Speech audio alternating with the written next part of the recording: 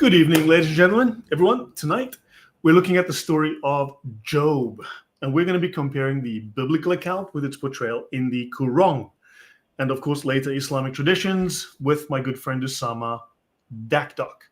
Now, of course, the Bible gives us a very rich 42-chapter narrative of Job, a righteous man from the land of Uz who does everything. Well, who loses everything. Sorry, he loses his wealth, his children, his health, but he remains faithful to God. He grapples with his suffering, he debates with his friends, and ultimately encounters God in a very powerful way, leading to his repentance and his restoration. But then we get to the Quran. Quran mentions Job, or Ayub. I'm sorry. Go ahead. Oh. And he's mentioned very briefly in just a few verses. Now, this brevity, of course, leads later Muslim scholars and storytellers like Ibn Kathir to fill in the gaps, as we have seen throughout this series, because they lack the depth of the biblical story. They've got this tiny little few chapters versus the Bible's 42. So in doing so, they introduce details that contradict the biblical narrative, but of course, they, as Muslim scholars do, contradict even each other. So, for instance, while the Bible puts Job in an ancient Eastern context, some Islamic traditions place him much later. They even call him Byzantine. So the biblical story tells us about Job's unwavering faith despite immense loss, but some Islamic accounts introduce legendary elements like golden locusts raining down or a miraculous spring appearing for his healing. So, and crucially, the Bible doesn't mention Job's wife being struck, nor does it suggest his deceased children were resurrected. Did you know Job's children were resurrected? Well, hang on to your seat. We're going to go for a wild ride. Because, of course, we find this in Islamic interpretations. And we are going to look through all these discrepancies and interesting Islamic takes with the one, the only Usama Darkwing Duck. Welcome, Usama. And thank you so much for having me on your show here. And thanks for all our wonderful audience who are joining us right now and those who watch us later. Greetings to all of you in the name of our Lord and our Savior, Jesus Christ. I have a shorter intro for you than that wonderful intro which you have shared with us. It is very simple. The Quran is the final, perfect word of Allah. The Quran is the clear word and message of Allah, and your Bible is corrupted. Okay, with that being said, you can go ahead and do whatever you want to do with this study. Well, but I was reading through a chapter by a guy called Usama Dakdok. Who is this? He's not a scholar. He knows nothing about Islam. No, he scowls a lot. He's got a face like this, and so he's definitely a scowler. He's a big scowler. Listen. He went to a mosque last week in Ohio, and the imam made some errors. We can talk about it later when we get to the companion of the Sabbath. That was his sermon. And the imam asked him a very serious question, very important question. Sir, do you memorize the Quran? And he said, no. The answer was, you're not a scholar. You're not qualified to speak on the behalf of Allah, Muhammad, Jibrish, and all this wonderful people. So the only way you can be a scholar in Islam is to memorize the Quran, even if you don't speak Arabic. You don't even speak Arabic. That's the thing. You don't even speak Arabic. Yeah, that's a fact. So because I told him, I said, hey, you know what? You'd be understanding it wrong. You can't understand it. All what you need to do is memorize it. You memorize the Quran, you recite it in your head. La la la la la la la la la. You're a scholar. Otherwise, I'm sorry. Who make you a scholar? You need our scholars. Ibn Kathir, Al-Tabari, Al-Qurtubi, Al-Jalalain, Al-Baydawi, Al-Damakhshari, and all these wonderful people. Without them, you could not understand the Quran. Not because there is anything wrong in the Quran. It's because there's something wrong with you. You are a problem, sir. Okay. I finished. There's something wrong. I thought this was going to be uplifting, but I guess we we just started with Muhammad's. Listen, I took already 4 Tylenol. Tylenol is 4 pills, and actually that's the biggest dose. So 2 times 4 is 800 milligrams. I'm ready for it. I can take it. The question I didn't take any Tylenol. You are kind of a problem. If they're going to be crying in the next 10, 15 minutes, I have a headache. I can't take it anymore. I can't help you, brother. You know what I'm thinking? We need to prove to everyone that we can be scholarly. We need to be serious. We need to be scholarly so that Muslims will go, you guys did a very scholarly job, and we respect that. Yeah, me too. I'm not going to joke anymore. No more laughter. From now on, we're going to be serious, even if we have to cry, but we're not going to laugh. Yeah, you can be scholarly, so you can like scowl, just, something, whatever. Don't forget, listen. Allah's word is very clear. Do not rejoice. Surely Allah does not love the rejoicing one. This is the word of Allah. So if you're going to be funny and start mocking the word of Allah and start laughing and be like ridiculous, silly, like you always are, I'm sorry. That's not acceptable. You're not a scholar. You have to be serious, no laughter. We're worried. No, sorry. Am I in the wrong? You know what? Open the Quran, man. You don't need the wrong book. I have the other one. The other one. Allahu Akbar, the other one, man. The audience will understand that this has been affecting it's been destroying neurons in my brain too, just like with the audience. Brain? Where did you get the brain, man? Are you serious?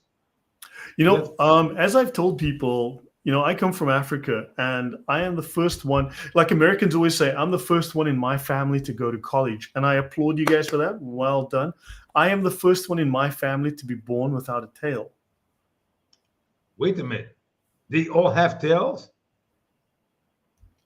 I'm the first one without. But the word first in Islam is a word without any meaning, because as we do in some study last week in our Arabic broadcast, which we do on Friday nights, we discovered that actually Noah was the first Muslim, but Abraham was the first Muslim, but Adam was the first. I mean, they're all the first Muslim. I don't know how can you have more than one first? Can you help me out with that? First for them, just don't ask questions. Just Allah knows best. Okay. 101, 5. The Fifth Amendment fit in Islam. 101, 5, 101. Go check it out, man. Don't ask. Yep. So Amelia Davis saying, what happens when the less intelligent, consanguinal offspring suddenly realize the Islam scam?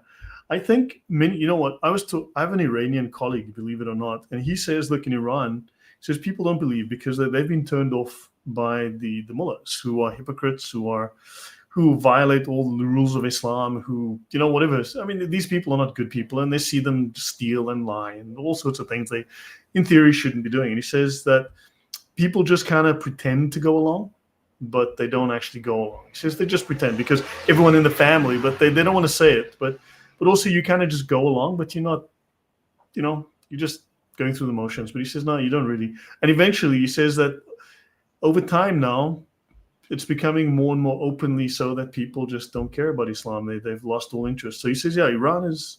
So that's, I think, what happens. And it slowly, I think, probably will happen across the Middle East. But you're seeing people becoming extremely, shall we say, fundamentalist in the UK and in France and Germany and Holland. And I mean, there's a video I watched yesterday, about a Muslim woman who was wearing a beautiful modern dress with no sleeves.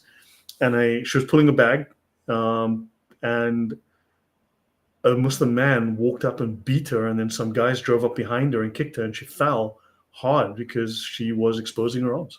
This was in Belgium. So yeah, these are Antwerp. No, it was Antwerp, Belgium, Holland. Anyway. Well, but she's still alive. I'm assuming so, but if that's not Belgium, if that's say, let's move Belgium out and put Egypt in, her husband or her father or her brother or somebody in the family will actually kill her. So she should consider herself a blessed woman because she's still alive. Yeah, this should not happen in the West, though. I mean, Islamophobia is the result of Islamo-trauma. Simple. If they say you're an Islamophobe, then say I've been Islamo-traumatized. Just say I've got bad Muslim fatigue. You know what Islamophobia is? Muslim fatigue. Yep. What is Islamophobia? Islam fatigue. Just tell them. Exactly. Yep, it's Islam fatigue. It's chronic Islam fatigue. We've had enough. I So can't wait to get to heaven. All right. You know what? Job is waiting on you. He's like, hello, Lloyd. When can you gonna talk about me? okay, well, let's do this. Okay, let me just get some inspiration. The name Job is mentioned in the Quran for sorry, the name Job is mentioned in the Quran 4 times in But four. listen, this is very serious because normally the names are mentioned 40 times, 60 times, 70 times. That guy was only mentioned 4 times. It makes the study very easy, brother. But four is a magic number because Muhammad is mentioned 4 times, Jesus is mentioned like 40 times. So this means that Muhammad is very important because Job is mentioned the same number of times as Muhammad is in the Quran. So By the therefore, way, if you do 4 plus 1 equals, and you move the 5, and then you carry the 8, and then the goat comes and eats a portion, then you're mathematic left with a magic miracle. number. Mathematic miracle. Let me correct your idea, but I know Muslims in the West always love to say Jesus mentions the Quran this huge 25 times and Muhammad's only mentioned 4 times. That's a lie. Why? Because you can say Muhammad, the word the prophet. Every time you read Muhammad as a prophet, you come up with few more numbers. Of course, the number keep growing. Or you, when Allah said, you here is Muhammad. That's another 30, 40. So in reality, the whole Quran is about Muhammad. If it is you, or the messenger of Allah, or the prophet of Allah, or you know what I'm saying? You don't have to mention by name. You can so Muhammad is all over the Quran. As a matter of fact, the contradiction and the nonsensical studies of everything we've been talking about so far about the Quran, that's we have to give credit to Muhammad. So Muhammad is all over Job. Watch this. When we finish with Job, you see that Muhammad had great influence. He had a great influence on Job, and how the Muslim believe in Job was in from the eye of Muhammad. MashaAllah, MashaAllah. That's poetry, man. That's poetry. Yeah, yeah. I mean, so anyway, the name Job is mentioned in the Quran 4 times. And by the way, welcome everyone. Thanks for joining us this evening again, or this morning, or this afternoon, or like it's villainous 3 a.m. in the morning. Wait a minute. Thanks for I thought the earth is flat and we only have one time. What do you mean this morning, this afternoon? Are you contradicting the word of Allah? You infidel people, I know what you're trying to. You're tricky people. It's all evening right now. I am in America right now, it's evening. Why do you lie and say afternoon and all the other stuff? Don't you know the I earth is flat? I don't know. I have all this advanced knowledge that comes with not having a tail. It's very, you know. MashaAllah, MashaAllah. You feel special, huh? Go ahead, man. Go ahead. I'm sorry. I just have to correct you once in a while. Actually, says my point is first, second cousin marriage has serious negative impacts, especially intelligence. I mean, I covered this the other day with Thunderous on Sunday when we did "Is the UK okay?" The effect compounds as the cousin marriage continues because you have the gene pool diminishes. So yeah, I mean, it gets worse and worse and worse, and it becomes a serious problem.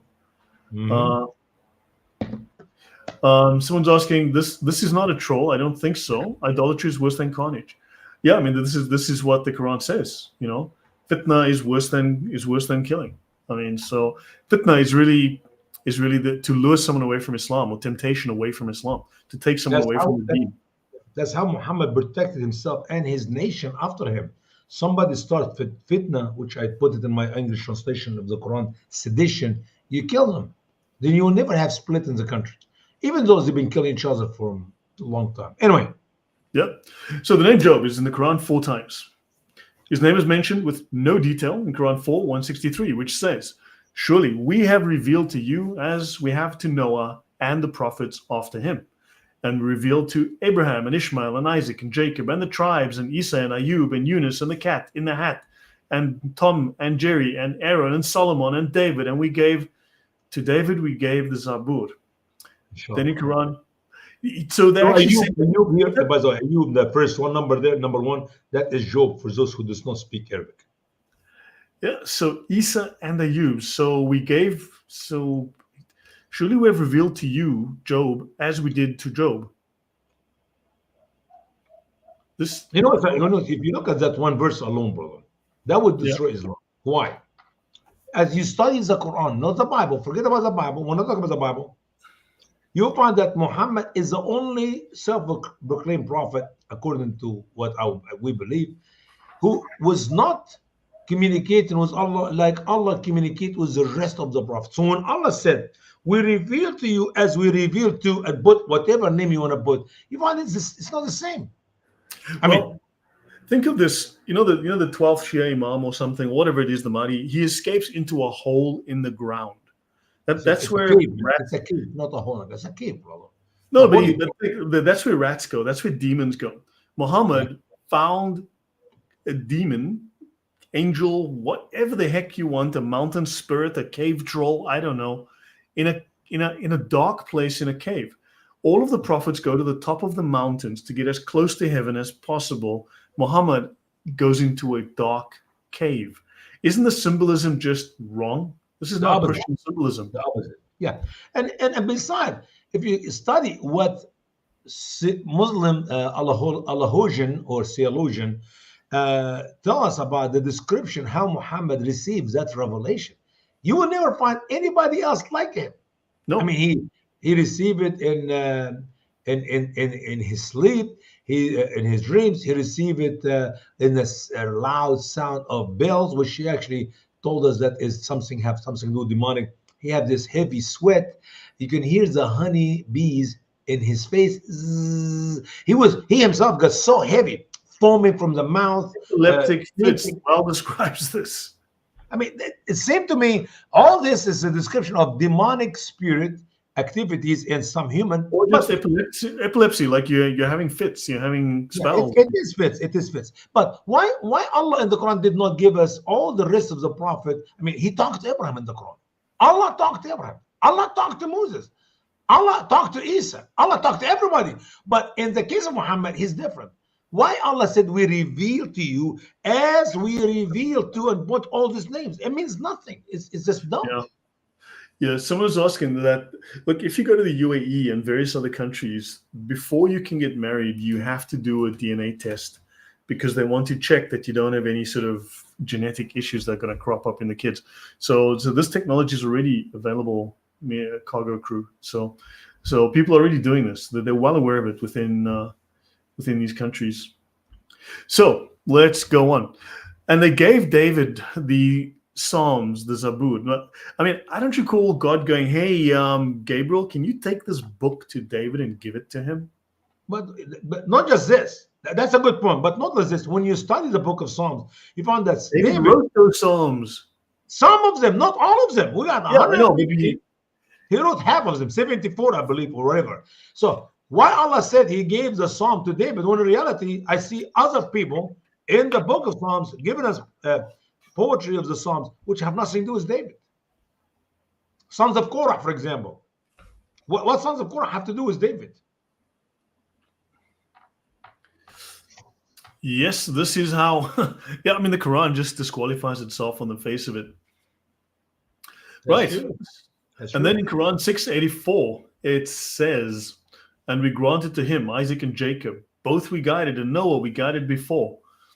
And among his descendants, David and Solomon, and Job, and Joseph, and Moses, and Aaron. And likewise, we reward the doers of good. Of course, Islam defines the good through the Sharia. Here, Quran chapter 4 and Quran chapter 6, we read the name Job twice, and we do not know jack about who is that Job.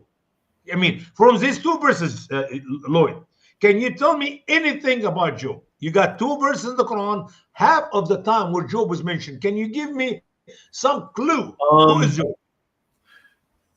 Job is special. He's in the Quran. You don't have to know more because Allah told us all that we need to know. You just need to respect the prophets. How do you know he's a prophet? Because Allah says you have to respect the prophets. MashaAllah. Okay, move on, brother. Move on. We're going to go. I feel like I'm talking to a Muslim guy. Okay, keep going. So the first error, the names are in a jumbled mess. Of course, like what were you expecting? And note how the name of Job sits in the middle of these names. In the first case, Job is listed after Jesus, although Job preceded Jesus by nearly 2,000 years. In the second case, he comes after David and Solomon. In fact, he came many centuries before David. So the frequency of these errors indicates that neither Muhammad nor Muslim scholars had any understanding of the historical timeline. I wish some Muslim explained to me why Muhammad always put these names in weird orders, not the same all the time. What is the explanation of Muslim scholars that you mentioned David And you mentioned Job. Sometimes Job come before him, sometimes Job come after him. Why? Why? Because they have a particular, for instance, like some people arrange their socks by color. Okay, but you'll see me wearing like a blue sock and a white sock because I arrange my socks by thickness. You see, so the Quran has its So own order that it's sorting by. if You the Quran had its own order, shouldn't it be in the same order as you continue to go with the passage of the Quran? Allah knows the best order. Saying Allah is confused. We can help Allah here. If I meet with Allah, I give him a good lesson. I explain to him. Here is a question. In seminary, when I was in seminary, study Old Testament survey in the undergrad or in the master side. One of the sweetest tests which I love when the professor give you 12, 15 names, just random. He makes them like the Quran like that. And then the question is, put these prophets' names in the right order with the dates. I said, give that test to Muhammad. Good luck, big fat F. He will not know when Job was, when Abraham was, when Jesus was. I'm talking about, I give you 15 names, and the professor expect me to put these names in the right order, and in front of every name, I put the date, when he was born, when he died. Well, you give that test. I mean, all students pass. Of course, we study the Bible, and we know the dates from the Bible. And even if there's disagreement about the date, it will be within few years. And you can say Abraham was 1850 before Christ or 1830 before Christ. But we know within that range, within these 20 years or 30 years, that's when Abraham was. Okay, we know he lived 170 whatever years. So you can figure out the date of when he deceased, when he left Earth. How in the world you can answer that question by the word perfect? I'm sorry, by the holy perfect word of Allah in the Quran. Can you give me an answer for that? Do you know, Merely Dave just popped in a comment there that actually answers your question. 50% inbreeding in Gaza, 60% inbreeding in Pakistan, up to 80-90% in various Islamic countries, inbreeding, which has detrimental effects on IQ, cognitive ability. So he says this means we will not be able to use intelligent arguments with these people. And sadly, that is actually the truth. Brother. I'm So just Allah simply was writing to an audience that he understood. Allah knows nothing. You're killing me. Allah knows not. Usama Dakdok know much better than Allah. The Come on. humble man. What's the average IQ in Pakistan? What, 75 maybe, if you're lucky on a good day? Allah was writing for an audience that he was pitching it at the right level. And you try to find any excuse to explain to me that the knowledge about these names and their date does not exist in the Quran. And none of that, scholars of Islam do not know jack about to put it anywhere close to each other, because you find them, scholars give you different opinions and blow your mind within thousands of years apart. All right. I mean, the same guy, he could be here or he could be there. And between here and there, not 30 years, not 25, 30, 40 years. No. 2,000, 3,000 years the difference. Please. Dates are not important. Age is nothing but a number. That's why Allah didn't include them. Good night, villainous. Thanks for popping in. I need some help. You know what? Somebody should help me. Get me out of here. I'm trying to use my intelligence that I inherited through evolution. Because I hate for Muslims to watch this program. They get better answers from you than they normally give. But you're ruining my future debates. But that's okay, man. We put this aside. Never mind. I'm trying, man. I'm trying, because evolution finally caught up with my family. We finally, in the 1970s, evolution got to us, and bing, there I was. So, okay. Then in Quran 4:163, we see the claim that Allah revealed directly to Muhammad, just as he revealed to Noah and to the rest of the prophets. However, we of course know that Allah didn't reveal anything directly to Muhammad. He sent his angel gibberish. So I don't know about this direct revelation. And then of course the story, maybe Islam is actually, maybe it's the religion of Jibril. Or maybe they shouldn't call it Allah. Maybe they should say it's I mean, what is we know that gibberish gave all this info to Muhammad, but where does gibberish get the information from? Well, he said, but who knows? Who knows? These are questions. Yeah, no, From those Allah's websites laughing at only. people. Yeah, in the Quran. Yeah, no, Allah's laughing about it. So now the story of Job is written in the Bible in 42 chapters. And the true historical account is known by Jewish and Christian scholars as the oldest book in the Bible. I actually didn't know that. Yeah. So It was Muslim written, scholars it was thought, written before Moses. It was written before Moses wrote his Torah, which is the first 5 books. yeah, crazy stuff. So Muslims could just read the brief information which Muhammad put in Quran 21, 83, and 38, 41. So how can Muslims understand 42 chapters when they are condensed into 6 verses in the Quran? I But mean, this these is are like Cliff's Notes. yeah, but these are 6 clear verses. They are very clear. There's no information in them. You know, like you have a clear cup. When you look in the cup, there's nothing there. This is not a clear cup. This have half of what do you call this nuts here? Like stuff I eat. I Nuts, don't know. macadamia nuts. Yeah, whatever. Anyway, but imagine now if I will empty that completely, it will be a clear cup. You can see through it and nothing in it. And you tell me how in the world you can understand Job from a clear book. Yep. Hmm. Yep, no. So nothing makes sense around here. So who was Job? Ibn Kathir, great Muslim scholar, answers this for us. He says that Ibn Ishaq said that Job was a man from Byzantium.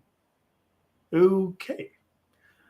So, okay, Job was an Arab, but Arab Muslims. Amazing, amazing. They brag about Muhammad to be an Arab. They made Ishmael an Arab, and the Arab man, which is Job, they made him a Byzantine. They stuck Hello, him in Turkey. people, you're killing me. So they stick him in Turkey somewhere. Yeah. So yeah, the Bible in Job 1:1 in the last portion of verse 3 says that he was in the land of Uz. He was the greatest man who lived in the land of the east. Uz The is land of sometimes the east. identified with Edom, Click on the which is 6. What is the land of the east? To teach our Muslim friends a good lesson. What is the land of the east? Look at that. land of Uz. Wikipedia, last modified. So are we supposed to go there? No, no, no, no. You don't have to. But I'm going to share it. So it's not something I made up. The land of the East or the countries of the East, depending what translation you use in the English language, it is the Saudi Arabia Peninsula. As a matter of fact, if you go to Genesis 25, you will see Shuha. Shuha is one of Job's friends, who is actually one of the descendants of Keturah. And that's how we know that Job was also an Arab. And guess where all the descendants of Keturah lived? Genesis 25, 6. They lived in the country of the East or the land of the East. Go to Genesis 25. Do you have a Bible, brother? I have one in Polish, but it's not going to help you. No, no, no. We need it in English. Please keep it English. This is not another mystery. You go to please, come on, brother. I'll send a donation of $10. You can buy a Bible. Oh, it's here. Here it is for free, no charge. 25:6. What we read in verse 6? Oh, you know what? Let's go ahead and read the 6 verses because you're gonna see that Shuhite is one of these Then verses. again, Abraham took a wife, and her name was Keturah, and she bore him Zimran, and Jokshan, Medan, Midian, Ishbak, and Shua. Jokshan Ooh. begat Sheba and Dedan, the sons Sheba. of Dedan. Sheba is a queen of Yemen. So you had Shuha, one of Job's friends, same family. And then you have Midian, where Moses lived for 40 years after he killed one of my cousins and escaped our country as a coward man. But that's okay. We will not hold it against him. He was defending his people. Anyway, so you got, see how many Arab names? You got Shuha, you got Midian, and you got Sheba, which is the queen of Sheba. That's all the way south in Yemen. And then go to verse 6 now. Skip all these names. Unto the sons of the concubines which Abram had, he gave gifts and sent them away from Isaac his son while he yet lived, eastward unto the east country. So he sent them east. To east, yeah. The east country is the Saudi Arabia Peninsula. That's how you get Sheba is in Yemen, and Midian is south all the way to the border of Egypt by the Red Sea, by the way. So if you go to the Red Sea, not the Gulf of Suez, Gulf of Aqaba, and you go down, but when you enter the Arabia Peninsula land, that's when you see Midian. If you want to see a map, do you have a map on the line? Map. I don't need that map, man. Come on, brother. Mm, Get here we big. are. Make it big. Make it big. Make it big. Make it big. Make it big. How much do we want to see? That's a little bit bigger. I mean, Yemen, down all the way south. Look at Median by the Red Sea, the ears of the Red Sea on the right, which is the Gulf of Aqaba. Gulf of Aqaba here. Yeah, make it big. Make it big. Now go up a little bit, up a little bit, up a little bit, up a little bit. Where's Aqaba here. Midian? Where's Midian? Medina should be here on this side. Yeah, in this area. Yeah, you're almost touching it with your mouse, man. Can you Yeah, make should it we find big? a Bible map or? Yeah, because if you ask where Moses lived in the first years after he escaped from Egypt.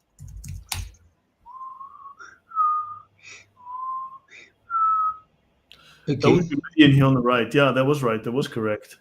You were almost touching it. Arabia, Midian, Arabia. What in the world are you doing, man? You're trying to confuse me with all these maps. Here. There we go. It is Midian. It's the Arabia, Red Sea here's on the Midian. bottom, a little bit to the right. Yeah, it's inside Arabia. As a matter of fact, the Apostle Paul, he spent 4 years in that area, in that land, after his conversion. So, and what he did through these 4 years, he read the entire Old Testament back and forth, as the Spirit of God was teaching him. So he said he was in Arabia for 4 years. Okay. Yeah, he was in Petra. They actually pursued him all the way because he was preaching without a license. Yeah. So. Okay, go back to the book, man. You confuse me with all the stuff you did. I ask a very simple question, and you make it so hard and so difficult. All right, here we go. Uz is identified with the kingdom of Edom sometimes, roughly in the area of modern-day southwestern Jordan and southern Israel. In Lamentations 4, we read, "Rejoice and be glad, O daughter of Edom, you who dwell in the land of Uz." Other locations for Uz are southern Arabia, especially Dhofar, home of the original Arabs. But then, of course, Bashan in modern-day southern Syria, western Jordan, Arabia, east of Petra. That's very technical here. According to the Dead Sea document, the War Scroll, the land of Uz is mentioned as existing somewhere beyond the Euphrates. Whichever is the case, it is clear that the reference is to someone from an Arab land to the east, not a Byzantine. Yeah, that pretty much. I think I won the debate here against Ibn Kathir, if he's still alive, but obviously the man is dead a long time ago. Yep. Then from the Bible, we learn he's an Arab in that now when Job's 3 friends heard of all this adversity that had come upon him, each one came from his own place. Eliphaz, the Temanite, Bildad, the Shuhite, and Zophar, the Naamathite. For they had made an appointment together to come and mourn with him and to comfort him. They have Arab locations or backgrounds. Tamam, an Arab town, a descendant of Shua, an Arab, and from Nameh on the Arab border of Syria. Ibn Kathir stated that Job was Ibn Mos, Ibn Zara, Ibn Alais, Ibn Isaac, Ibn Abraham. Notice now, there's nothing in the Quran is giving us any names about, not just Job, about anybody else. And somehow the scholars of Islam come up with this genealogy and names. How in the world can Muslims explain to me once again? Where did Ibn Kathir You know what's convenient? If you ask them, where's the original document of the Quran? Don't have it. Where's the original Uthmani Quran? Don't have it. Where is the original Sahih Bukhari? Don't have it.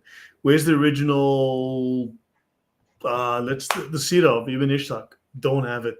Where's the original anything?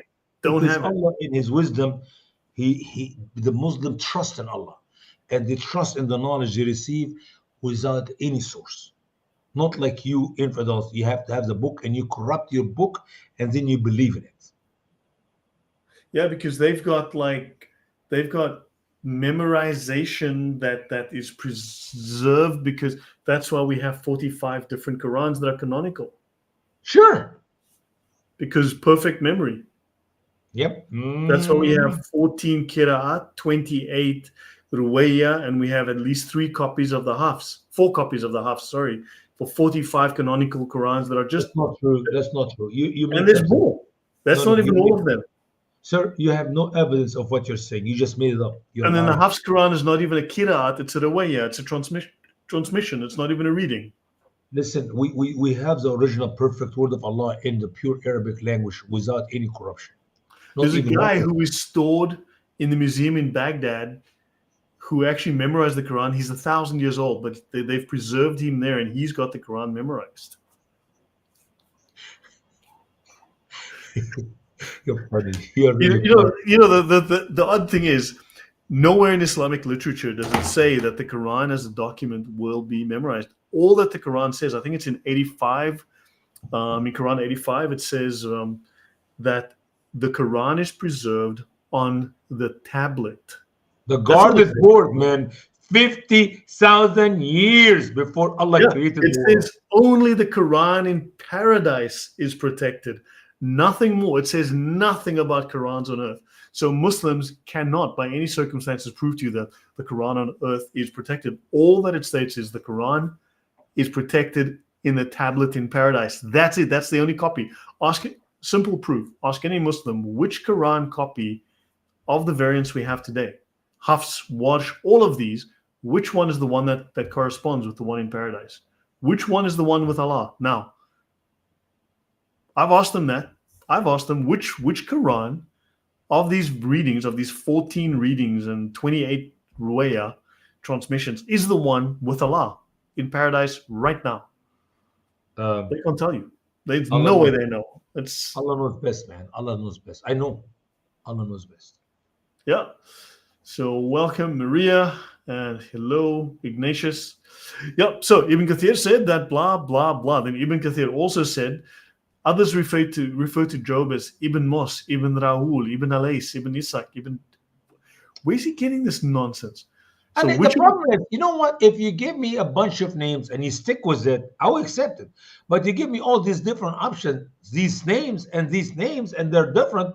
So which one is the right one? You give me 2 dumb, 3, 4, 5 different opinions. You expect me to believe you're a scholar? Scholar of what? Of know nothing? Scholar. You got to put an I before the A. Scholars of Islam. You see, it's A before, it's actually L before A, unless you're a Muslim scholar, then it's L, then it's I before the A. Oh, try to remember that next time speaking. And it's scholar. Exactly. Yeah, this is true. She's perfect memory. Forgot to edit out the gang that Mo had in the desert. You want us to wonder. So Ibn Kathir told us that Ibn Asakir said that Job's mother was the daughter of Lot, and his father was one of those who believed in Abraham when he was thrown into the fire that did not burn him. He said that what is known is that he was a descendant of Abraham, as written in the Quran 634. He is one of the prophets Allah revealed to them, as it is written in Quran 4, 163, which we read. Ibn Kathir then revealed to them, as it is written in Quran. He then continued saying that Job was a descendant of Alais, Ibn Ishaq, and his wife's name was Leah, daughter of Jacob, and his cat's name was Blackberry. His dog's name was Rover, and he had another dog called Rex, and they would run with the bone. I'm sure with this level of detail, I mean, the bone is mouse. My dog does it all the time. He learned it from him. And it was a dinosaur bone. But you see this cocktail of opinion to learn about who's Ibn Kathir, God help me, who is Job? And his wife is Rahma, daughter of Ephraim. His wife was also a supermodel for Playboy. She was on the cover of Desert Monthly. It was also said his wife was Mansha, daughter of Joseph ibn Jacob. I mean, how much information can I share? As a matter of fact, if I will continue with the style of writing and the style of thinking of Ibn Kathir, I can mention that his wife belonged to so many people. I mean, literally, I believe his wife is the daughter of Peter, the disciple of Jesus, who denied him 3 times. And also, his wife is the granddaughter of the Apostle Paul, who invented new Christianity. And his wife is, I mean, you can pick up any names and make out of them the daughter of Job and the wife of Job. I mean, the daughter of somebody. And then his dog actually gave birth to a litter of dogs that was eventually put on a ship that was sent away to to America, and then one of the descendants of the dog became Lassie. Ooh, sweet Yeah, no, Hollywood. no. I mean, but you know what? You know how I cope with this, guys. Just so you know, I want you to have a close look. Do you see the yellow color here? Camel urine. You drink camel urine all the time? I got a new supply today. It's in the box on the sofa behind me, and this is how I get What through is this. this camel urine blocks and you put in water and milk and make a. I, I,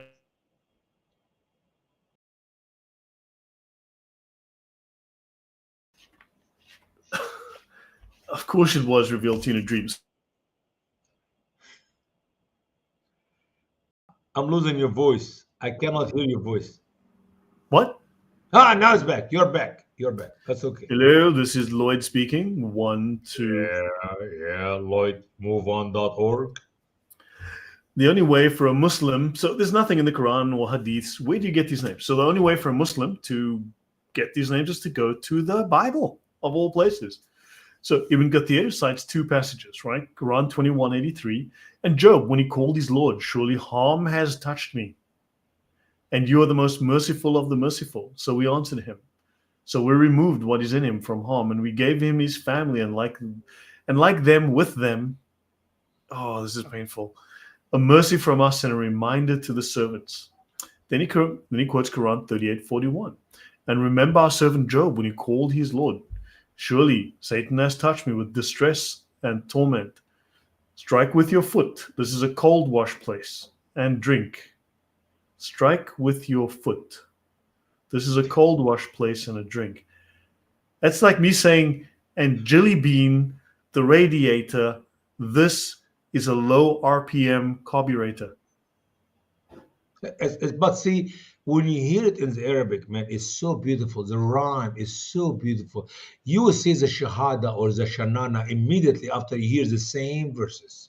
It means nothing in English unless you believe in Allah and you say the Shanana, it will make no sense to you. You keep, you know what I'm saying? You can keep mocking the word of Allah until you say the Shanana and you read in Arabic. It's so beautiful. The Shanana is the only thing that can save us now. Amen. I concur. Yeah, I agree. What are we reading? I don't know, man. I read this and I'm like, huh? What is going on? And we grabbed him, his family. We granted to him, sorry, we grabbed him. And we granted to him his family. And like them, with them, a mercy from us and a reminder to those who have understanding. And take a bundle in your hand, so strike with it. Do not break your oath. Wait a minute. Why Muhammad break his oath, but Job cannot break his oath? It's special. I mean, if Allah revealed to Muhammad as Allah revealed to Job, and Allah and Muhammad broke their oath, why can't Job broke his oath?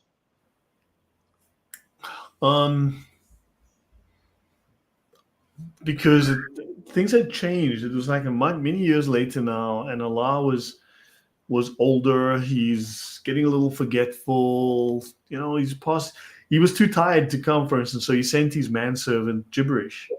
Gibberish, yeah. Right? Gibberish was afraid of the light. He had to stay in the dark in a cave. You see? Not only he's afraid of the light, he's afraid of the dog. I guarantee you, you cannot have gibberish and a dog in a place. Can you imagine an angel is afraid from a dog? Look, Arabian dogs, I mean, these are dogs that have been growing up on desert rats. These were dangerous. Gibberish was very afraid of You're gonna bite gibberish in his butt, cut his wing off or something? What's gonna do? I mean, yeah, look, I mean, the dog could get his ankle. You never know. It's like there's his clothes. Everything is possible. Allah was a little tired. He had to send his manservant, and then this is how it works. You gotta understand. But we found him patient, and blessed is the servant who is repentant. And that is the end of the story, by the way. That is everything. Wow, amazing, guys! I hope you enjoyed this story of Job from the Quran. I trust it has been illuminating, educational, and so, guys, learn from this. Apply these moral lessons from Job to your life, and yeah, Allah knows best. Well, So if I don't know if I mentioned it or not, but if imagine with me, what question can we ask in these two passages for Muslim to answer? What did Job lost and how he gained it back? Who is Job's family? How many they were? Um, Look, I mean, the Quran just gave you the perfect words of Allah. Allah was like, we granted to him his family and him and them, and he gave, and then his dog's name was Rex, and the other dog was called Blackberry, and they and had what a about the water, the cold water struck he struck, isn't he? and the carburetor was Struck leaking with your foot, fluid. man. When he struck with his foot, what did he hit with his foot? He struck something. He struck the carburetor, right? So no, he pushes the pedal, then the car went faster, so they avoided the trouble because they weren't Was, on this. was he It was driving like a car? He struck the brake with his foot, or it was what? a What? metaphor because he's on the road and he hits it and then he misses the trouble because now Allah has given him the strength to strike with his foot on the pedal. The bundle, man. He pressed the go faster He button, he took a went past the bundle and he trouble. struck. Wait a minute. He struck with the bundle and he struck his foot. I mean, what is the difference between the struck with the foot and the struck with the bundle? What bundle? Yeah, but if he had struck, it was going to cost the bundle, but he didn't have to, so he saved the Ooh. bundle. That it's kind of like a metaphorical. It's you What know, oath? Can you tell me what oath did he made? He made an oath. What oath? take a bundle in your hand and you strike with it.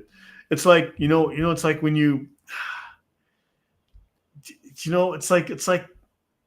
it's like if you really want to make a statement, you take a bundle and you I strike with never, it.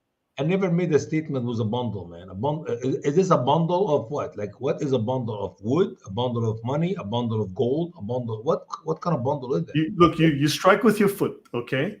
Okay, I First got you that now. strike with your Yeah, foot yeah, in a cold wash place, and then you take a bundle in your hand and then you strike with that because you know what they say, you when a guy is down, that's the best time to kick him, because so now you strike him. I, yeah. this is deep, man. This is deep stuff. Now, what this Let's have move to do on. with, what this have to do with the mercy of Allah, the best reminder, you know. Yeah, my brain hurts as well. Thanks for the clarification. I have no idea what's going on here.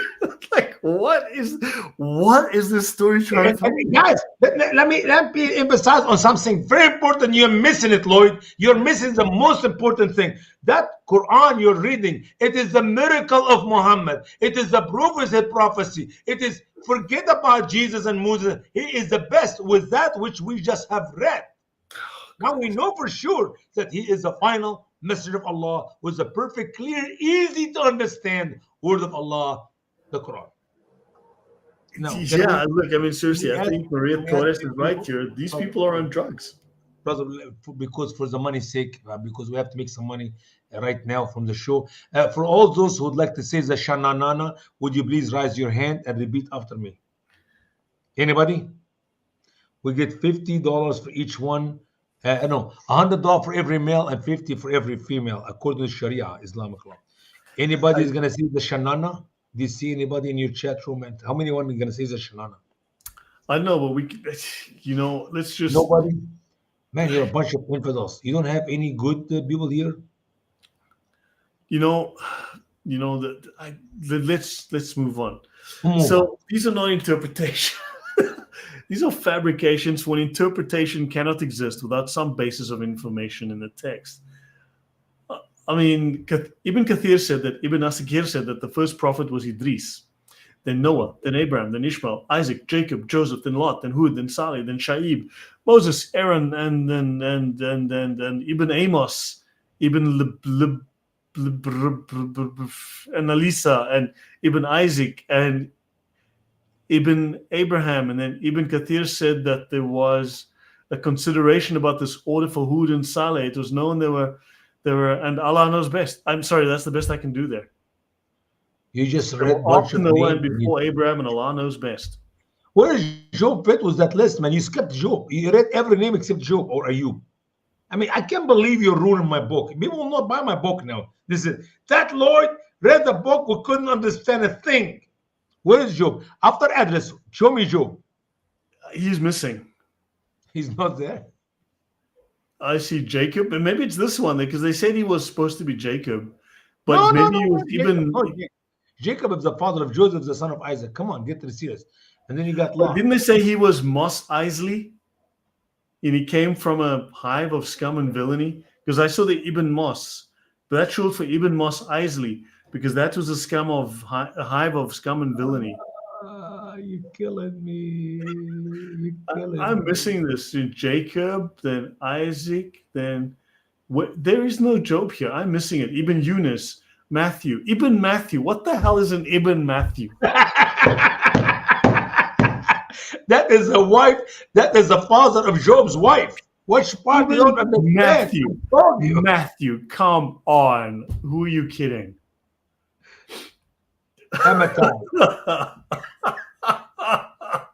This is nuts. Anyway, Ibn Kathir said that the scholars of interpretation and history and other people said that Job was a man with a lot of money from different sources. Apparently, Job had paper money. Paper money. This was like thousands of years before we were using paper money. Yes, sure. But look at the sources. What is the source of the money? Cattle, slaves, livestock, land. And all this land was Job's, and he had many sons, and all his riches was stolen from him. Who stole the riches? Call the police, FBI police. Go ahead. Well, if they had paper money back then of course they had the FBI too. Call in a drone strike. So Job had many scourges to the point there was not one part of his body that was sound except his heart and his tongue. Yep. And that Job mentioned by Allah, by the heart and the tongue. Oh my God. So he could use his tongue too. And that he was patient. He remembered Allah night and day, morning and evening. His sickness lasted a long time. He lost all of his friends. He was kicked out of his city. He was thrown on top of the dump outside the city. He was kicked out of his Airbnb, for that matter. That's bed and breakfast. Oh my God! Where did they get this junk? Anyway, there was no one who showed compassion to him except his wife, and I think the Good Samaritan who came past and later, and gave him banana or something. I think that's in chapter something of the Quran. And his wife used to come and visit. She used to leave the city from the house. She would come to the dump and say, "Hey, Job, how you doing? I brought you a roll with a bit of jam." Mm-hmm. Yeah. And she used to come with him and help him use the toilet and take care of him. She became weak and lost all financial resources to the point that she was serving people to receive a salary.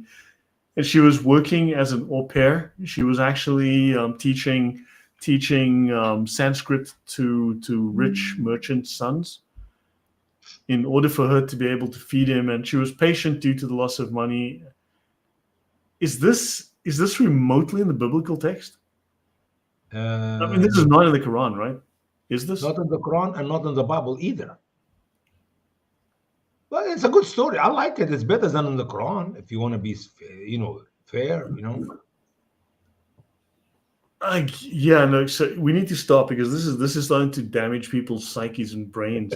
HM No, we're not going to stop. We're not even an hour yet. I need to at least give me another half hour, please. Yeah, so she was patient and she's going to do something very, very romantic. Watch. They used to have happiness and grace and riches and servants, but because of the calamity, they lost everything. Yeah. And then Ibn Kathir tells us, so surely to Allah we belong and to him we return.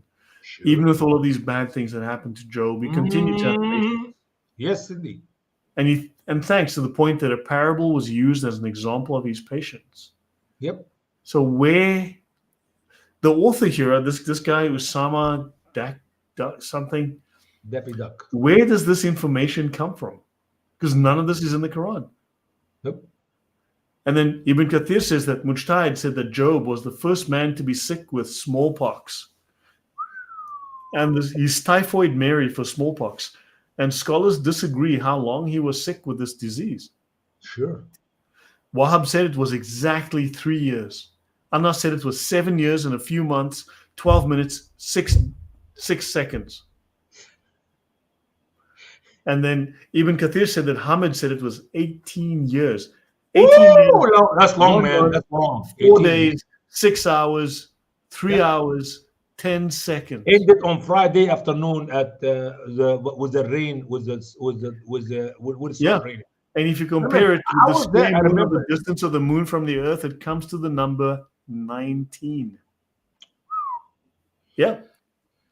Yeah, look what his wife used to do for him, man. She's a very, very loving. Our wife should learn from Job's wife. Yep. No, Go ahead. Siddiqui said his flesh fell off of him to the point he was only bones and nerves.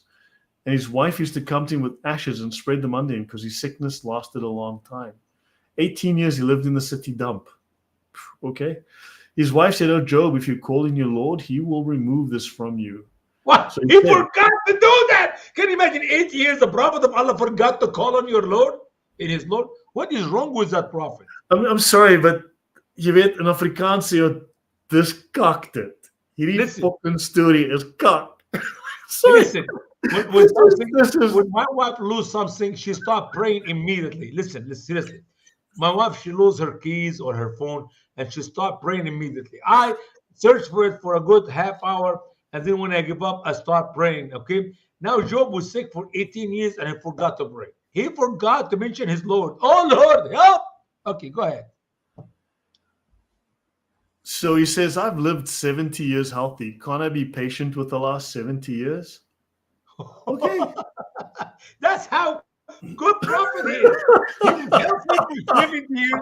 He can wait for 70 years sickness without calling on. I mean, what do we learn from this? Ladies and gentlemen, here is Prophet Job, the noble example for Allah's believers, for all those believers. When you get sick, just be thankful for all the years you're healthy.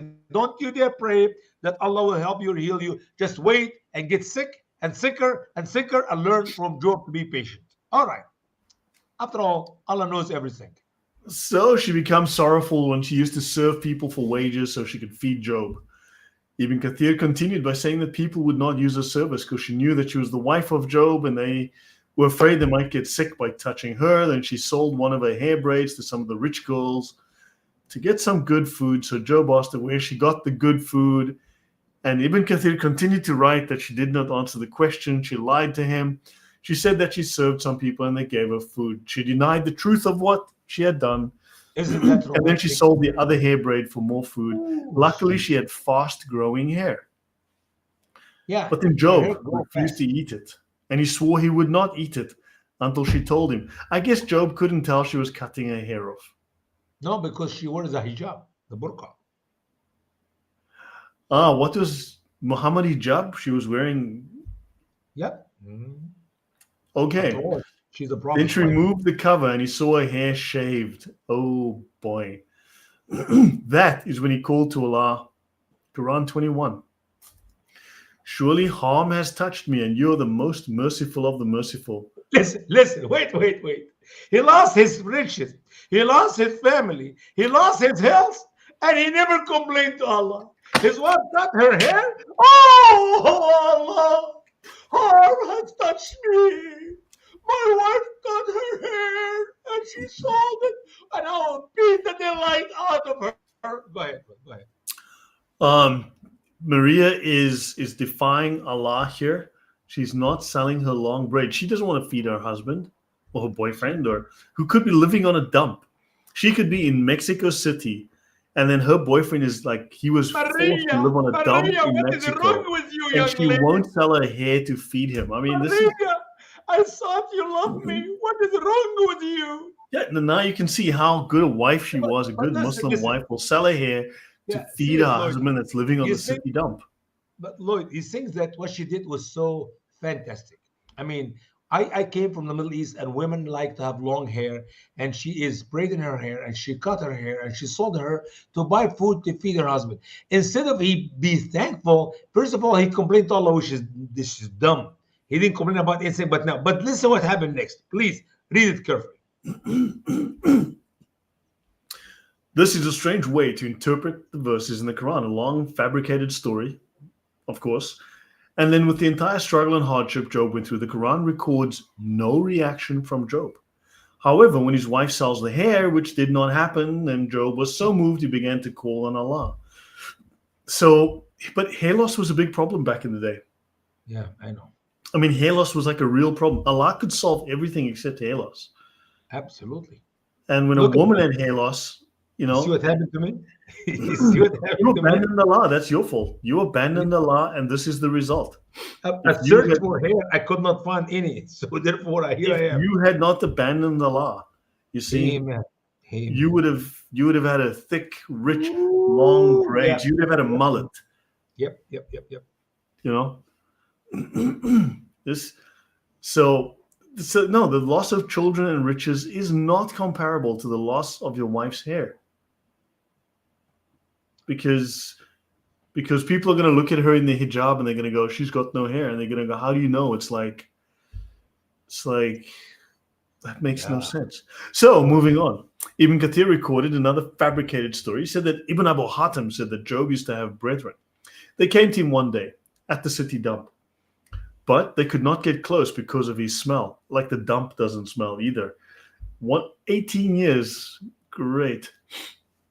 One of them told his friend that if Allah had known of something good in Job, he would not have struck him with sickness.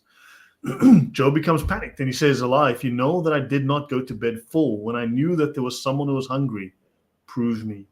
So Allah proved him from heaven and they heard it. Then he said one more thing, Allah, if you knew that I had 2 shirts and I knew of a person who was naked, so prove what I am saying is true. That makes no sense.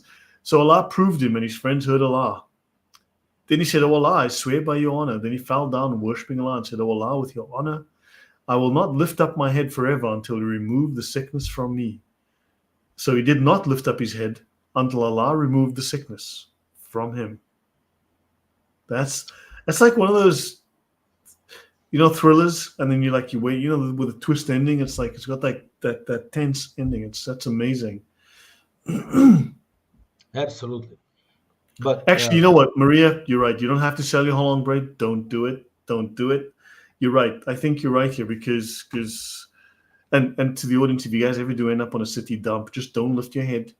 Just say, look, Allah, just do the thing, okay? I'm not lifting my head yet. Just do the thing. At least that's the kind of the story I'm getting. But what is written about Job's friends is copied from the Bible in Job, but the Quran does not mention anything about any friends. We could ask many simple questions regarding these brethren. And of course, Muslim scholars could never answer these. For example, how many friends were there? What were their names? What was the conversation between them? And of course, you won't find it in the Quran, but you will find this in the book of Job. Ibn Kathir quotes a hadith given by Anas ibn Malik, who said that Muhammad said that Job was ill for 18 years. Everyone rejected him except 2 of his brethren. They visited Job every day. One said to the other that Allah knew that Job had committed a sin that no one in the world had ever committed. What could that be? big sin, not a small one, not a gray one, is black. Big black sin. Yep. Yeah, no, this should carry a mental health warning, because I mean, how can anyone read this and then you have to go to the tafsir, and the tafsir is just a bunch of fiction? I believe what scholars did is adding more water to the muddy Quran, which got you twice as confused, if not 3 times confused. So, what was the sin, they asked Job? And the other friend said his Lord had not forgiven Job in 18 years, so he told him what the sin was. So then they went back to Job, and this man mentioned this idea to Job. He said, when he mentioned this idea, what idea? That, okay, I do not know what you say, but Allah knows that one time I was talking by 2 men who were fighting with each other. They mentioned Allah, so when I returned home, I offered a sacrifice on their behalf that the name of Allah had not been mentioned during the fight, except in truth. Yeah, I can see how that's a crazy sin. That's Wow. huge, and man, that is unbelievable. Yep. He had bacon. I don't know. Could it be bacon related? Could it be No, bacon related? it was a container of fresh camel urine. I mean, could he have refused a nice big bottle of? Could he have said no? Yep, could be. I don't. It was said that Job used to go out to relieve himself, and his wife used to hold his hand until he returned.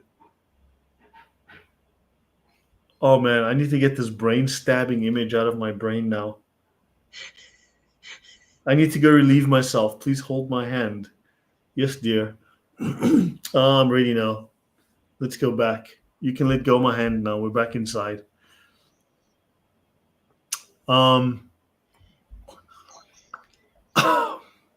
One day she was slow to get There is some kind of similarity between Job and Solomon, because Solomon used to take the ring off his finger. We're going to get to it later, and give to his wife so he can go potty. And then when he finished pottying, he come back and he puts the ring in his hand. And in the story of Solomon, one day the devil came to him in the shape of his wife. It's like, can't you use a bathroom with a ring in your hand? Now Job his wife have to hold his hand, man. this is Maria Torres says that is true love. You know, Allah has shown us here an example of true love. Try it, ladies and gentlemen. Try it with your wives at home. Say, honey, hold my hand, or go to the bathroom. Hold my hand so I can poop. I guarantee you, your wife look at you like stupid, dumb, and she throws the towel off your face. So you use your own bathroom. Bye. Oh my god. Oh my god. Or take the ring out of your head. Honey, I'm going to the bathroom. Let me take my ring. You like Solomon, peace be upon him. Prophet Solomon was so wise. Yeah, let me take my ring off. Here it is. It's coming out. Look at this. Are you watching? Here, baby. Here, baby. Are you looking? Take my ring in your hand. I'm going to use the bathroom when I come back. I'll put it back in. All right. Never mind. Oh my god. Solomon's gonna wake up and his wife has glued his ring to his finger. Oh boy. God help us. All right. Come on. Okay, well, thanks be the word of Allah. That's all I can say. At least I took you out of the sorrow. I put a smile on your face with that. You know, you need to be thankful sometimes. Seriously, I'm not sure if I was laughing or having a seizure, okay?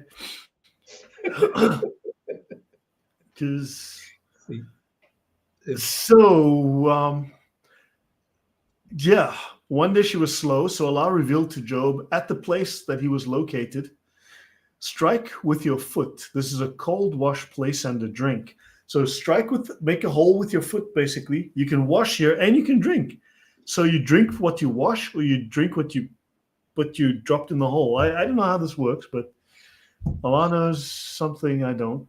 She looked at him and he came for her, and Allah had taken away from him his sickness, and he was in the best condition. So when she saw him, she said, Allah bless you. Did you see the Prophet of Allah, the sick one? I swear by Allah that you look a lot like him if you were not sick. And he said, I am he.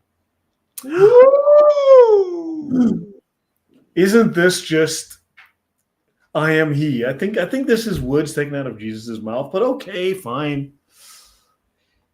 They're trying to make an analogy or some kind of, I don't know, this some kind of parallel. This is, Job had two silos, one for wheat, one for barley.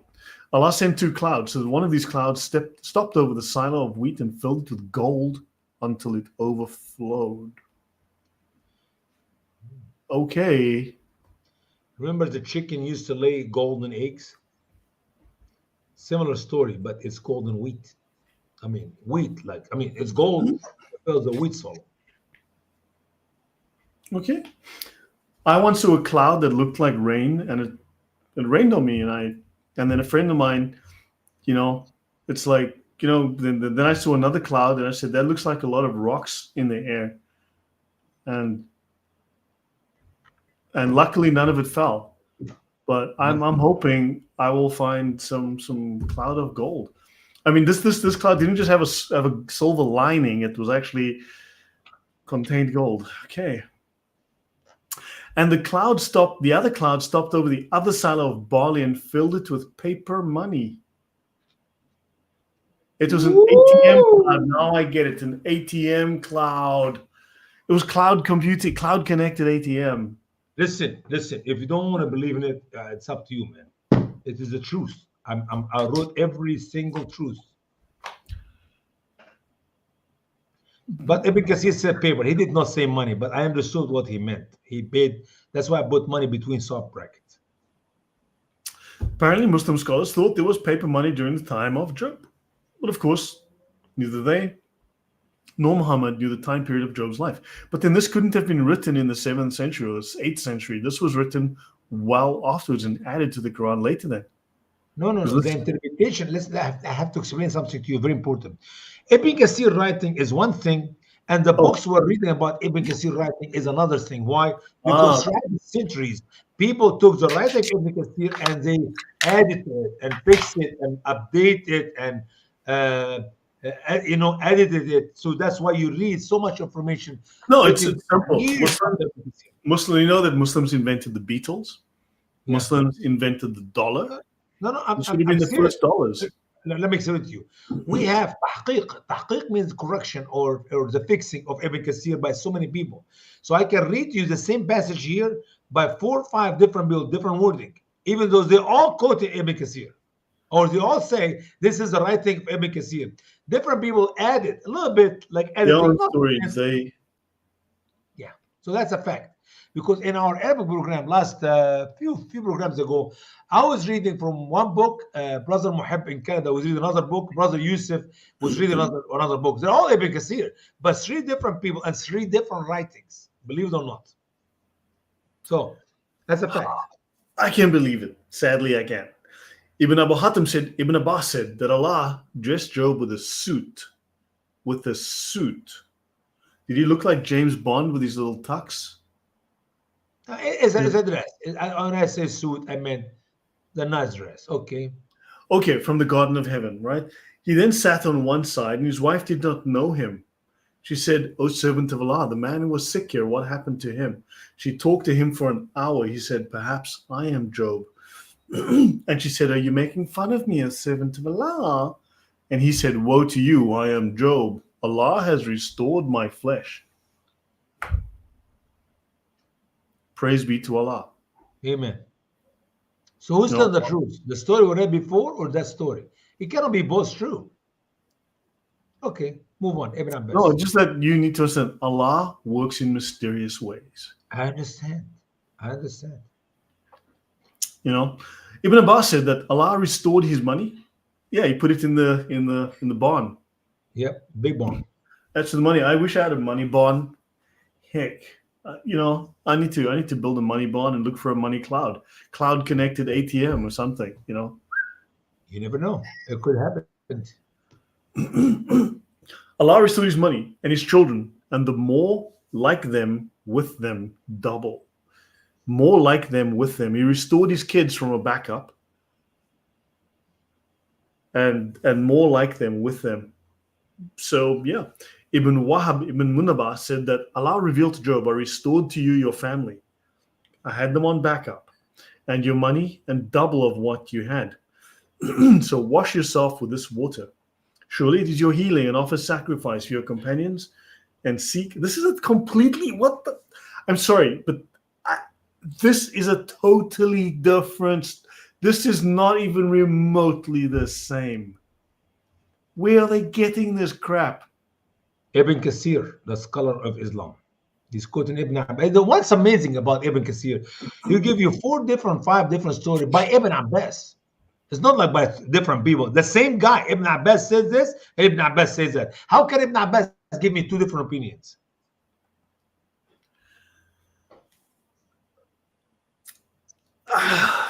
Ibn Abu Hatim said that Muhammad said, when Allah healed Job, he rained on him locusts made of gold. That's quite a challenge.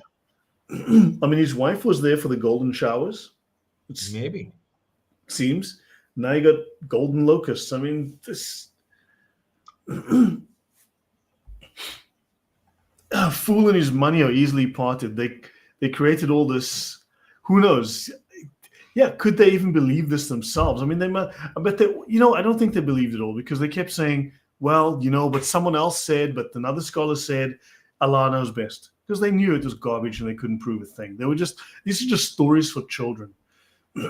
Job took it by the hands and put it in his clothes. So Allah said, aren't you satisfied? He said, and who will satisfy from your mercy, O Lord?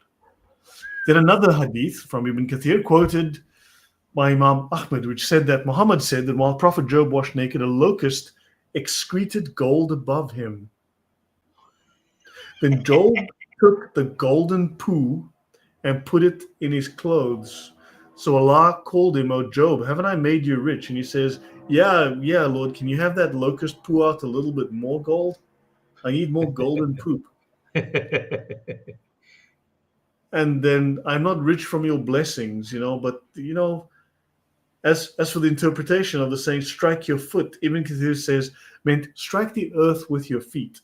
And when Job did that, because that's the same as Ishmael, when he strikes the ground with his foot, at least in the one story, then the water comes out, right? Yeah. And this caused water to gush from the earth, exactly the same as with Sarah and Ishmael. And then Allah commanded him to wash and drink from it. Allah took all the sickness and pain from Job's flesh and replaced it with health and beauty and lots of money. Money was coming down as great rain of gold locusts. MashaAllah.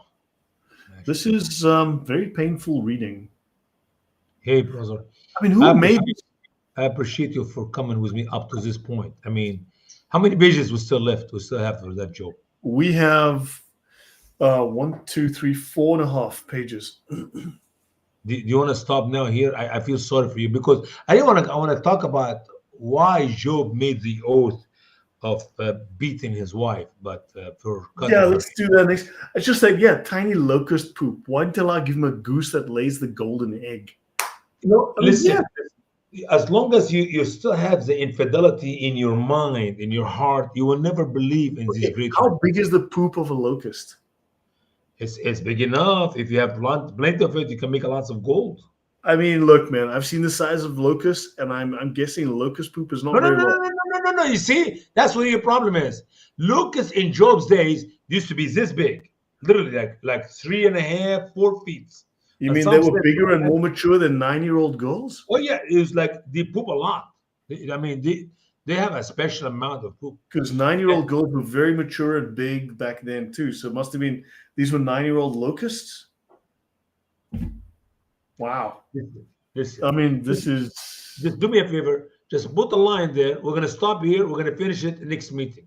Okay? And because I'm sick and tired of you complaining about the word of Allah and the great scholars of Islam. These are our great scholars. You have a problem with that? I can't help you, man. I mean, guys, look for the audience. If you guys can join Islam today, amen. And you too can read these stories, and you guys can be amazed by what Allah did. I mean, this Prophet Job is Prophet Job. It doesn't matter if you believe it or not. It doesn't matter. We believe in him. Tom says he needs to walk the dog. He doesn't even have a dog. He's just needing to get out the house and get away from this. He doesn't have a dog, but he's gonna walk. He's gonna walk some dog in the neighborhood. Yeah, he's gonna find any dog and go for a walk. He just needs to clear his head. I feel the same way. Listen, I try to make my book as funny as I can, and people complain they don't want to sit and listen to the words of the wisdom of Ibn Kathir and great other scholars. Man, what's wrong with you people? This Islamic scholarship is very painful. So, guys, I hope that was. Hope you learned something about the true story of the Bible, the secrets that the Bible authors kept from you, the things you were not told. These things were hidden, and Islam came to reveal the secret information. And now I think you probably are wiser. You know more.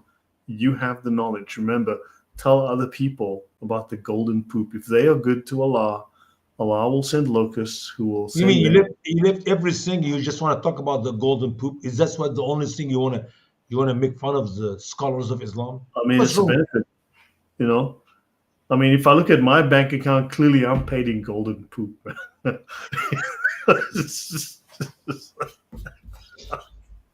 Make it rain. This is the dumbest book ever written. Oh my God. Listen, I'm not even listening to what are you saying to me right now, because not only you insult the author of this book. You're insulting the scholars of Islam, and you're insulting Allah, the God of Islam, and you're insulting Muhammad, the Prophet of Islam. That's You punishable by know, death, where I come from. so look, guys, if you thought Allah wrote badly, you got to try some Ibn Kathir. So this is terrible. This And you is know what I like about some people say, I don't believe in Ibn Kathir. I don't need any scholars. I read I'm a Quran only. I don't believe in the Hadith. I don't believe in Ibn Kathir, the Quran only. And ask these people any question about any story in the Quran. They know nothing. You must have Ibn Kathir. Otherwise, you have no Quran. yeah. I mean, I'm surprised Allah didn't like put pictures in the Quran with the golden locusts and he's taking a pee while his wife holds his hand. I mean, these are details that are critical to understanding. Not a pee. That's a poop, man. What you mean? You didn't even understand what you read. He go poop, not the pee. He does not need somebody hold his hand. Look, man, there's a limit to how much trauma. I got Islamo trauma, okay? And this is why I have Islamophobia. And this increased my trauma. You understand? And this increases my Islamophobia. It's a vicious cycle. And Okay. So here's my final thought for today. I wonder how many Christian excuse me, how many Christian are willing to debate Muslims on the Quran? I mean, we're doing debates right and left. Ridiculous debate. We repeat ourselves 10 times. well, And Muslims still speak highly of their Prophet, of their Allah, of the Quran. Why can't we dig into the Quran? Away from the subject of Trinity, away from the deity of Christ and the death and the resurrection of Christ. Let's dig into the Quran to get to see what is the miracle of Muhammad. Every time we do a show for you guys here, me and Brother Lloyd, we give you brand new materials. Use it to expose those so-called Muslims in the West. Explain to the people of America that Quran, the miracle of Muhammad, is a comedy. It is a bunch of stupidity. That is, you don't have to go in anything particular. Just the Quran. no. Thor, his wife who's, let me see, the prophet Job, who suffered, the story of Job, his wife would hold his hand and take him to the loo, and she would hold his hand while he was doing his thing, and then he would only let go her hand once he got back. Just so you know. And so, guys, Maria says, I've got to figure out how to slip these audacious snippets out when around Muslim girls. How do I wake them up without offending and shutting their ears? But just say, hey, look, I read this in the tafsir by the great scholar, and can you tell me more about this? What do you think? Just ask them. Just say, hey, look, I read this. This is great. Or show them. Say, I guarantee you, they will tell her that she's lying. The scholar did not say that. well, yeah. Yeah, so true. That this is what his sin was. He had a BLT sandwich.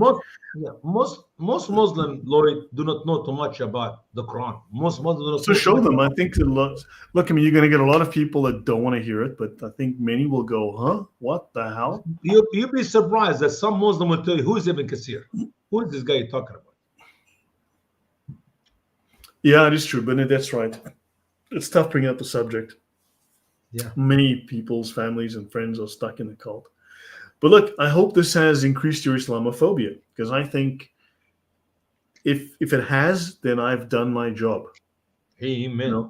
If you have walked away with a severe case of Islamophobia because of Islamo trauma, then I think we've done a great job here. So remember, guys, hopefully Islamophobia is contagious and you will spread it to many, many other people. That's very important. So please share these broadcasts. And it's gonna get more fun. I promise you. I know in the beginning it was a little bit slow and boring, but you have to take the good and the bad. You cannot skip stuff. So, I mean, this was true love. Hold my hand while I go take a dump. Right. I need to go and detox now. I need to go and take a shower, man. Take a shower, you'll be fine. I promise you. Yeah, I need to hypnosis, maybe drugs. I'm not sure what's going to work here. Thank you guys very much. It's been great being with you. Hopefully, I'm glad I can share this with you. So, let me see. Kiss the Son, lest he be angry, and you perish from the way, when his wrath is kindled but a little. Blessed are they that put their trust in him. Yeah, and Narin Muhammad and Ibn Kathir. So, guys, thank you and good night. And we shall see you guys on Thursday. Take care. Good night. Bye. Bye-bye.